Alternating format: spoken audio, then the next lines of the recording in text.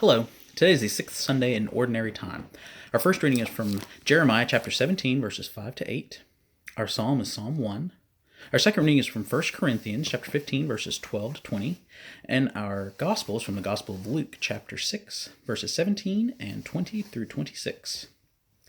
What is Jesus talking about in our gospel today? This is one of those passages, one of those teachings of our Lord that leaves us wondering if he really just said what it sounded like he said. Jesus obviously never followed up a sermon with a collection, because anyone that's ever been in an ambo giving a homily knows you can't talk to rich people this way and then ask them for money. That's not an effective fundraising strategy. You see, we find in our gospel today Jesus' Sermon on the Plain. This is Luke's rendition of the more famous Sermon on the Mount, which is found in Matthew. But whereas Matthew calls it a Sermon on the Mount, Luke is very clear in his description. They came down to level ground before Jesus gave this sermon. It's just an early example of theological arguing among the saints, and believe me, they've not stopped nitpicking these details even today. But whether it's a Sermon on a Mount or a Sermon on a Plain, it is the same message. And it is a message and a teaching that we do not follow. It's one that we read and we think, wow, that can't really be what he's saying, can it? All of our readings today make the comparison between being blessed and being cursed. And of course, we all would rather be blessed than to be cursed. Of course we would. And we can easily grasp what Jeremiah is talking about in the first reading. He says, cursed is the one who trusts in human beings, and blessed is the one who trusts in the Lord. Well, I can do that, trust in the Lord, not in the humans. Jeremiah goes on to say that cursed is the one who seeks his strength in flesh, and whose heart turns away from the Lord. And blessed is he who hopes in the Lord. And we can do all these things. Hope in the Lord, trust in the Lord. Of course we can. We can do it because it's abstract. It's thoughts and feelings, ideas, hope and trust. We can all get behind the ideas of our faith in the abstract. We can all see the value in being blessed rather than cursed, especially when it's presented in this way. But then Jesus presents it in concrete terms, the real here and now, and we apply the brakes. Because, hold on there, Jesus, it sounds like you're saying that we are blessed, that we are better off when we're poor, as opposed to being rich. It sounds like you're saying wealth might not be such a good thing, and that perhaps we should strive to avoid it, that we're better prepared for the afterlife if we've been poor and hungry in this life. Well, Jesus, to be honest with you, I don't like to be hungry. I get grumpy when I'm hungry. I don't even like fasting for the hour before Mass. I don't want to be hungry. Nobody really wants to be hungry. And I will just be filled up now and hungry later. I don't think I'm alone in this hunger issue. I believe a lot of us make this choice. But Jesus sure makes it sound like we'd be better off if we were hungry and poor. Jesus makes it sound like we would be better off if we were poor and hungry. Nobody wants to be poor. This is America, where the dollar reigns supreme. I mean, everything we do is in service to the almighty dollar. We want to be rich, not poor. In fact, nobody wants to be poor. No one wants to choose between paying their electric bill or buying groceries because they don't have enough money. Nobody wants to choose between fixing their car or paying the rent.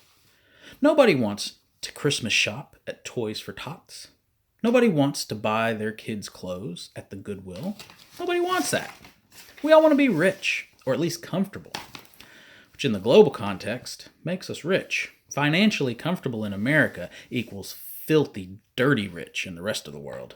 And we want to keep it that way. If being poor is what it takes to be blessed, well then count me out. I want to be comfortable. But Christians on this earth are not supposed to be comfortable. Jesus talks about that too. How it's better when people hate us than when they say nice things about us. Because our reward, our comfort, comes at the end of our lives with Jesus in heaven for eternity. But on this earth, in this lifetime, we're not supposed to be rich and comfortable. We're not supposed to fit in with this world and its value system. And this is a hard teaching, especially for the Roman Catholic Church, the biggest and richest church in the world.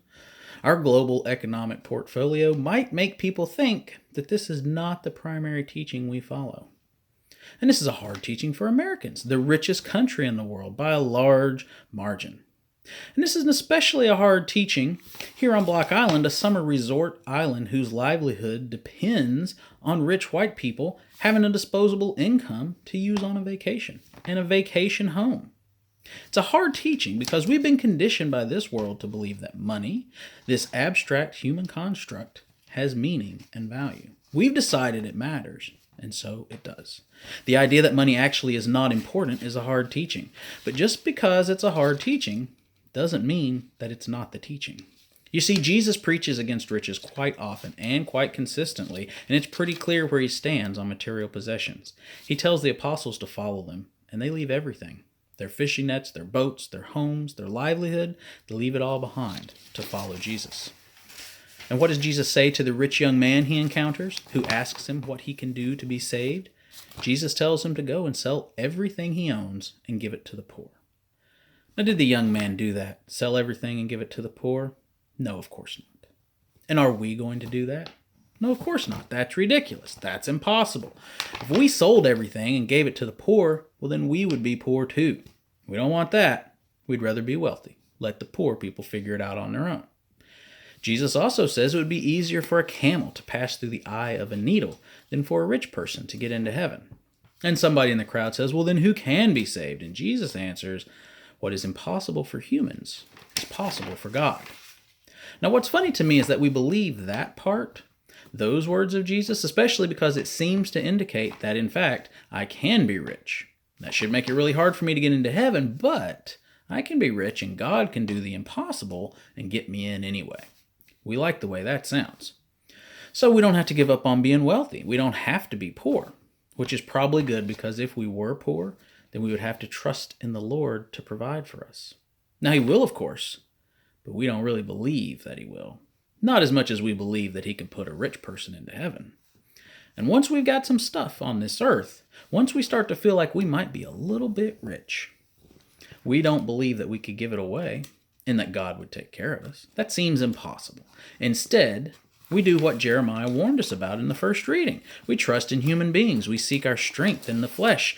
Our hearts turn away from the Lord. We hold on to our riches. We trust in the ways of the world. We trust and we believe in the ways that we got our money in the first place. Our hearts turn to figuring out how to grow and manage our wealth, how to maintain our prosperity.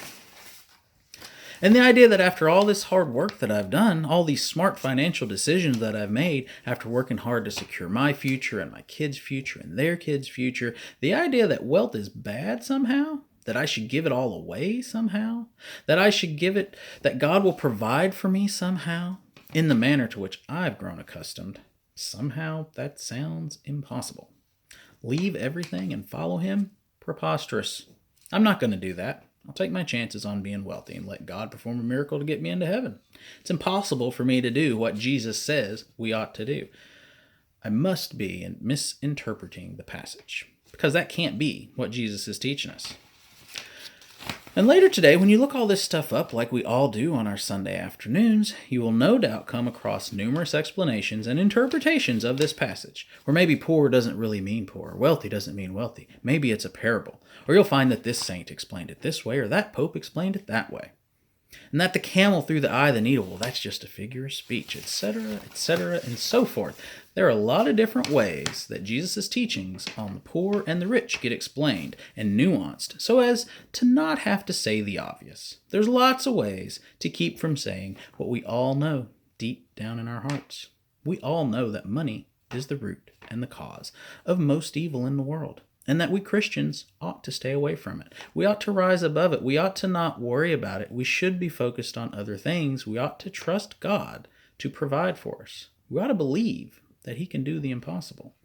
But we don't want that to be the message, because we believe that if all the rich gave all their money to all the poor, and it was all distributed to each person according to their needs, well, that'd be socialism. And we know functioning socialism is impossible. People are dishonest. Someone always steals the money, or they take more than their share, or they withhold their contributions, or whatever. The socialism stuff never works out right. It's impossible. It must not be what Jesus is talking about. That must not be what Jesus is teaching. It must not be how Christians are supposed to live. That must not be the path to a faithful, Christ-centered life. It's impossible. But as Jesus said, what is impossible for humans is possible for God. And do you know who believed him when he said that? Who really bought into what he was preaching? You know their names already. Peter, James, John, Mary, Thomas, Paul, Barnabas, Mary Magdalene, Philip, Andrew, Mary, and Martha, and Lazarus, the first Christians. The apostles, the followers of Jesus who were with him every day, thought that this socialism idea was what he was teaching. They believed that this was exactly what Jesus was preaching about. The book of Acts chapter 2, verse 42, when speaking about the early church, says, "They devoted themselves to the teachings of the apostles and the communal life, to the breaking of the bread and to the prayers. All who believed were together and had all things in common. They would sell their property and possessions and divide them all according to each one's need. Every day they devoted themselves to meeting together in the temple and breaking bread in their homes.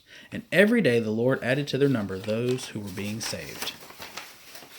The apostles and the early Christians did not think it was impossible to give up their wealth and follow Jesus' teachings. They understood that this stuff here, this human and worldly wealth, means nothing.